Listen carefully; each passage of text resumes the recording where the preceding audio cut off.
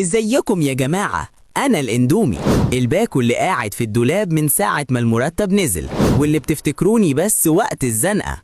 أنا الأكلة اللي بتتعمل في 3 دقايق، لا تقطيع بصل ولا طاسة بتتحرق ولا زيت بيطرطش.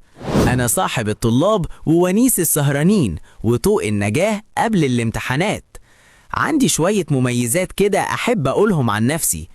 أنا سريع واقتصادي، بشبع شوية وبديك إحساس إنك طبخت وإنت أساساً ما عملتش حاجة. وكمان ممكن تضيف لي بيضة، شوية خضار أو حتت فراخ بدل ما أفضل كده لوحدي في الطبق.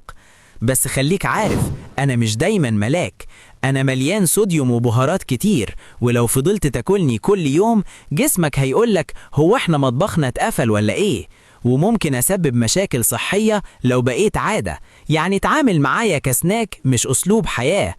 وبس كده، أنا اتحطيت في المية